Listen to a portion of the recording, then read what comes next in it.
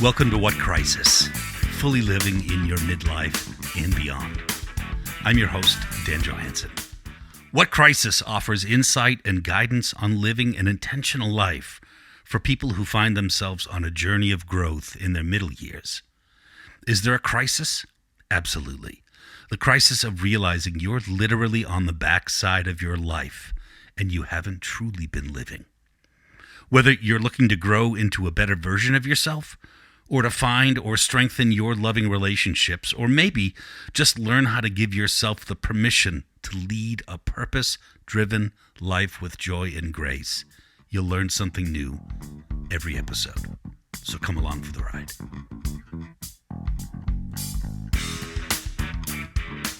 Hey there. So I'm recording this during the last week of December 2022. And man, it's been an amazing year. And when I say it's been amazing, let's just say that one of the ways I celebrated was to get the number 22 tattooed last week. Yeah, it's been that kind of year. But I hope you found yourself looking back kindly on yourself as well. If you're here at episode 19, then you've likely let me into your life up until this point. And since you're still listening, thanks, by the way. Hopefully, you've gotten as much from these as I did in both learning these lessons and putting them into action. So here we are, on the edge of a new year. Let's stop for a moment and reflect, to offer thanks for the fact that we're even here at all, for the gift of a curious mind and spirit, for the gift of hearing, listening, learning, for the gift of love, the gift of offering love for the sake of the offering, for learning how to be both selfish and selfless, all in balance. Like every new year, every new thing, there will surely be more challenges, more lessons. That's the beauty of what it means to be human, to be truly alive. So in this final episode of 2022, I'd love for you to come with me on a view of this year through both my eyes and yours. And hopefully, you'll have found a bit of more positivity, joy, and grace as we move through these amazing times together. You see, this is a lifelong journey, an evolution of self, of learning how to live and love freely. Those are small words with really big ideas attached to them, right? I think many of us don't really start to question how we're navigating this life until something big happens, often something challenging to knock us off whatever perch we've placed ourselves on. That perch often being something that carries with it some level of comfort. But I'll also offer that perhaps it's a false sense of comfort. You know, life is progressing well enough. We're in an okay or good or great relationship, or perhaps blissfully or miserably single. It's your life. Or maybe we've got a pretty good job. Perhaps we own some things that we really like, or we've achieved something we're quite proud of, until something changes that begins this undercurrent of crisis. This often takes us by surprise. You know, the loss of a family member or an unexpected or unplanned career change. Who knows? Maybe you woke up one morning with a profound sense of, damn, this cannot be all my life can be. Either way, it begins for most of us, eventually.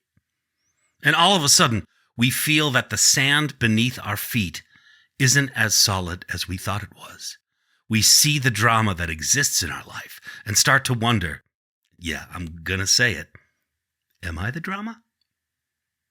And thus it begins, I need to do better, do more with whatever time I have left in this life because of the simple fact that we are mortal and everything ends eventually.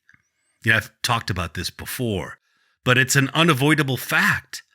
Everything ends.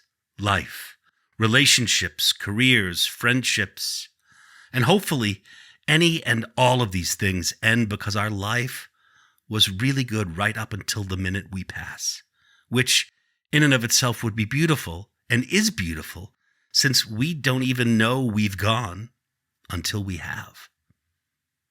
But with the acceptance of the reality of endings comes the powerful realization that what we do today, since that's all we can truly control, is completely up to us right now. I'll repeat that. What we do right now is all we can control. And that's just as much about the we as it is the do. What we can't do is control anything or anyone else. It's up to us. We talked about this with that book, The Four Agreements. We covered that in the episode about comparison. But here's what it really comes down to. We are the captains of our own ship. We are in control. And we decide not just what we'll do, but how we'll see ourselves and the things and people around us. It's up to us to decide what's good for us and what might not be. It's up to us to find balance between the polar forces that are constantly pulling us. Looking back at this year's lessons, we reminded ourselves that, we're in crisis. And that's a very good thing, because awareness is the only path to change, to living truly and fully. We learned that most of us, if not all of us, have gotten so used to wearing masks to fit into places we think we should be, that we stopped truly being who we are and who we still can be. But we've started to take control over our circles, our tribes. And in this newly controlled experience, we finally understand that it's up to us to decide who gets a seat at our table. And that, for many of us, there's still probably some house cleaning that needs to be done there.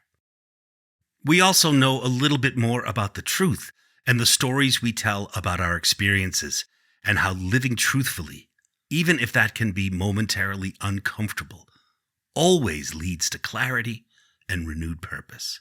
We've started to let down our guards a little bit and risk a little more for the sake of experience, pleasure, and perhaps love.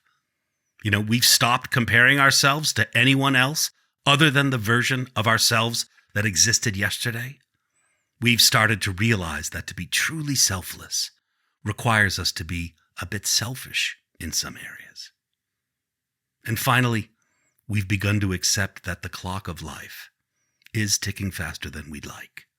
But like all external forces, it's also nothing we can control. But what we can control is how we live, how we love, how we offer ourselves forgiveness and grace, because to truly live with grace is to live a life full of moments marked by the act of offering love for the sake of nothing. See you next year, my friends.